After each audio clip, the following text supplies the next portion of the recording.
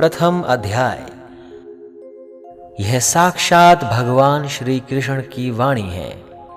यह अर्जुन और भगवान श्री कृष्ण के बीच का संवाद है, जिसमें संसार के समस्त प्राणियों के जीवन, कर्म, न्याय और धर्म प्रसारण हेतु उपदेश दिया है।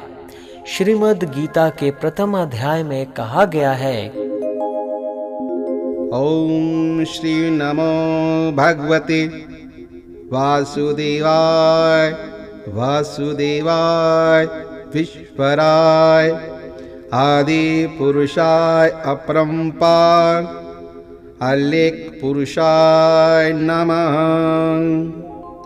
जगत बंधु ज्योति स्वरूप जिये की जानन हार, हरे यंश मगन आयो दास प्रभु के द्वार। श्री गीता के ज्ञान की कथा प्रारंभ। जब कौरव पांडव महाभारत के युद्ध को चले, तब राजा धृतराष्ट्र ने कहा, मैं भी युद्ध को देखने चलूंगा। तब श्री व्यास जी ने कहा, हे राजन, नेत्र के बिना क्या देखोगे? राजा धृतराष्ट्र ने कहा, देखूंगा नहीं तो श्रवण तो करूंगा। तब व्यास जी ने कहा, हे राजन, तेरा सारथी संजय जो कुछ महाभारत के युद्ध की लीला कुरुक्षेत्र में होगी, सो यहाँ बैठे ही श्रवण करवाएगा।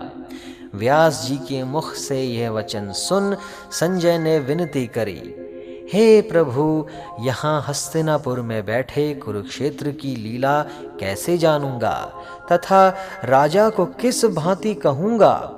तब व्यास जी ने संजय को यह वचन कहा, हे संजय, मेरी कृपा से तुझे यहाँ ही सब दिखाई देगा। व्यास जी के इतना कहते ही संजय की दिव्य दृष्टि हो गई और बुद्धि भी दिव्य हो गई। अब आगे महाभारत का कौतुक कहते हैं, तो सुनो। 7 अक्षौहिणी सेना पांडवों की और 11 अक्षौहिणी सेना कौरवों की, यह दोनों सेनाएं कुरुक्षेत्र में जब एकत्र हुई, तब धृतराष्ट्र ने पूछा, हे संजय, धर्म के क्षेत्र कुरुक्षेत्र में युद्ध की इच्छा से एकत्र हुए मेरे और पांडु के पुत्रों ने क्या किया? संजय ने कहा, पांडवों की सेना की व्यूहित देखकर दुर्योधन आचार्य द्रोण के समीप जाकर कहने लगे, हे आचार्य, देखिए, आपके शिष्य बुद्धिमान द्रुपद पुत्र ने पांडवों की बड़ी सेना की कैसी व्यूह रचना की है।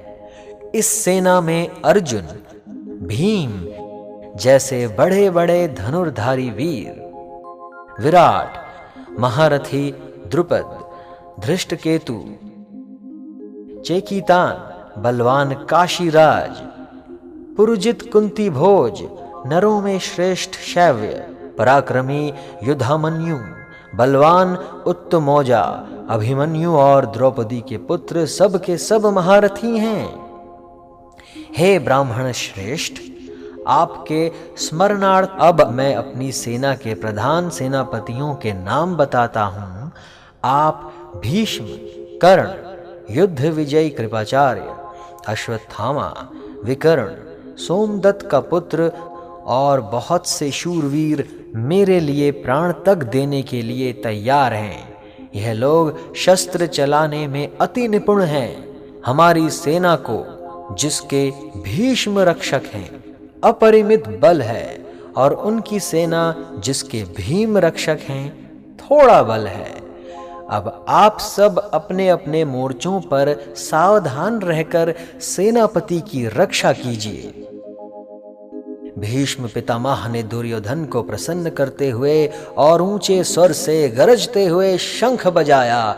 फिर वहां चारों ओर शंख, नगाड़े, ढोल, गोमुख आदि बाजे बजने लगे, जिनका बड़ा भयंकर शब्द हुआ। जिसके अनंतर सफेद घोड़ों के रथ पर बैठे हुए माधव, श्री कृष्ण और पांडव अर्जुन ने दिव्य शंखों को बजाया। श्री कृष्ण ने पांचजय और अर्जुन ने भी देवदत्त नामक शंख को, और भीषण कर्म करने वाले भीम ने पौंड्रक नामक बड़े शंख को बजाया। कुंती पुत्र राजा युधिष्ठिर ने अनंत विजय, नकुल ने सुघोष और सहदेव ने मणि पुष्पक और धनुर्धर काशीराज शिखंडी, धृष्टधुम्न विराट, अपराजित सात्यकी, राजा द्रुपद और द्रौपदी के पांचों पुत्र और महाबाहु अभिमन्यु, इन सब वीरों ने अपने अपने शंखों को बजाया। उन शंखों के भारी शब्द से आकाश और पृथ्वी गूंज उठे और धृतराष्ट्र के पुत्रों के हृदय कांप उठे। हे राजन, अर्जुन ने कौरवों को युद्ध के लिए प्रस्तुत देखकर धनुष उठाकर श्री कृष्ण से कहा, हे अच्युत, मेरा रथ दोनों सेनाओं के बीच में खड़ा कीजिए, जिससे मैं युद्ध करने वालों को देख लूं कि इस रणभूमि में मुझे किन किन के साथ युद्ध करना चाहिए।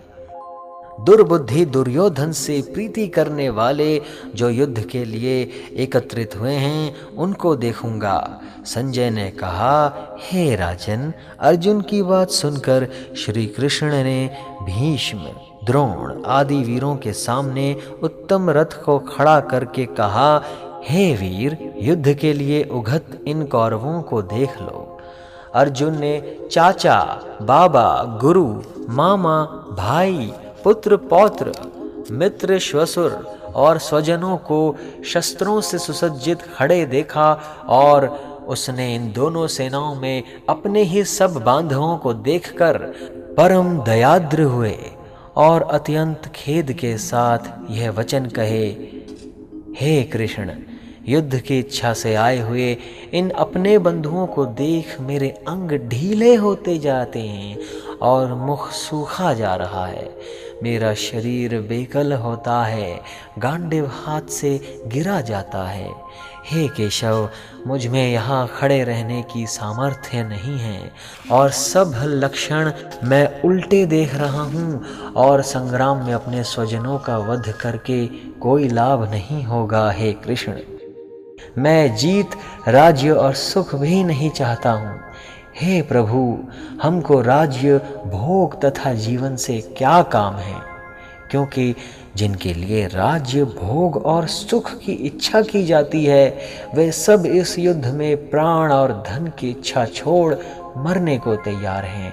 और आचार्य, पिता, पुत्र, पितामह, माता, श्वसुर, पौत्र, साले और संबंधी, ये सब मुझे मारे तो भी, हे मधुसूदन, मैं इन्हें मारने की इच्छा नहीं करूँगा। हे जनार्दन, त्रिलोकी के राज्य के लिए भी मैं इन्हें मारना नहीं चाहता। फिर इस पृथ्वी के राज्य के लिए तो कहना ही क्या। हे जनार्दन, धृतराष्ट्र के पुत्रों को मारकर हमारा क्या भला होगा, इसलिए हमें अपने भाई धृतराष्ट्र के पुत्रों को मारना अनुचित है। हे माधव, स्वजनों को मारकर क्या हम सुखी हो सकते हैं? ये सब लोभ के वशीभूत हैं और कुल के नाश करने तथा मित्रद्रोह करने में पाप को नहीं देखते। कुल नाश के दोष को जानते हुए भी हमको इस पातक से क्यों नहीं दूर रहना चाहिए? कुल का नाश होने से कुल के प्राचीन धर्म नष्ट हो जाते हैं, फिर धर्म नाश होने से कुल में पाप बढ़ता है। हे कृष्ण, पाप से कुल की स्त्रियां व्याभिचारिणी होती हैं, जिससे वर्ण शंकर संतान उत्पन्न होती है, और वह वर्ण शंकर जिन पुरुषों ने कुल को नष्ट किया है, उनको तथा उस कुल को नरक में पहुंचाते हैं, क्योंकि श्राद्ध, तर्पण आदि बंद हो जाते हैं। वर्ण शंकर बनाने वाले दोषों से कुल ध्वंसकों के जाति धर्म और कुल धर्म निरंतर नाश होते हैं। हे जनार्दन, मैंने बराबर सुना है कि कुल धर्म नष्ट होने से निश्चित नरकवास करना होता है। हाय, हम बड़ा पातक करने को तैयार हैं, जो राज्य सुख के लोभ से स्वजनों को मारने की कोशिश कर रहे हैं। शस्त्रों को धारण किए हुए धृतराष्ट्र के पुत्र मुझे शस्त्र रहित और उपायहीन को रणभूमि में वध कर डालें, तो मेरा बहुत कल्याण हो।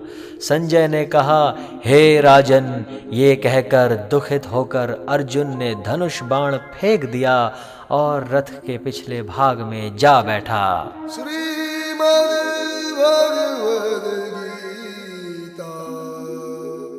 पहला अध्याय समाप्त।